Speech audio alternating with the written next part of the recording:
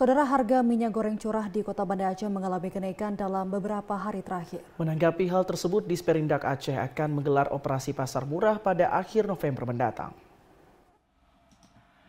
Menanggapi hal tersebut, PLH Kepala Dinas Perindustrian dan Perdagangan Disperindak Provinsi Aceh, Dias Furkan mengatakan, awalnya pemerintah mengatur harga minyak curah, namun sekarang pemerintah sudah mencabut regulasi tersebut dan yang diatur hanya untuk minyak goreng bersubsidi atau minyak kita, sesuai dengan peraturan Permendak nomor 18 tahun 2024. Untuk minyak goreng bersubsidi, harga eceran tertinggi seharga Rp15.700 per kilogramnya.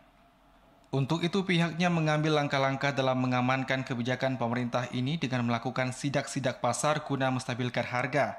Ia menambahkan, sesuai dengan petunjuk PJ Gubernur Aceh, pihaknya mengambil langkah-langkah untuk melakukan operasi pasar murah di 17 kabupaten kota, terutama pada daerah-daerah pengukur inflasi atau daerah yang memiliki inflasi lebih besar dengan menargetkan 3-4 kali operasi.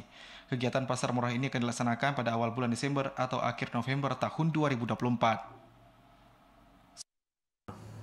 Langkah-langkah yang kita lakukan sekarang ini adalah mengamankan kebijakan pemerintah ini dengan melakukan sidak-sidak pasar, karena memang di Indak sendiri itu terdapat bidang pengawasan, yaitu bidang PKTN, yang bisa bekerja sama dengan Satgas Pangan untuk melakukan sidak-sidak pasar untuk dalam rangka menstabilkan harga.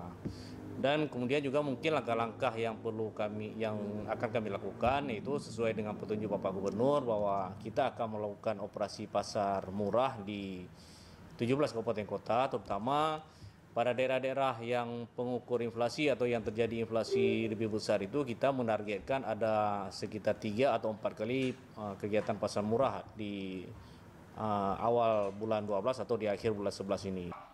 Dias Furkan menghimbau agar masyarakat tidak perlu panik. Menurutnya minyak goreng naik bukan karena kelangkaan, sehingga masyarakat tetap dapat memperoleh minyak goreng di pasaran.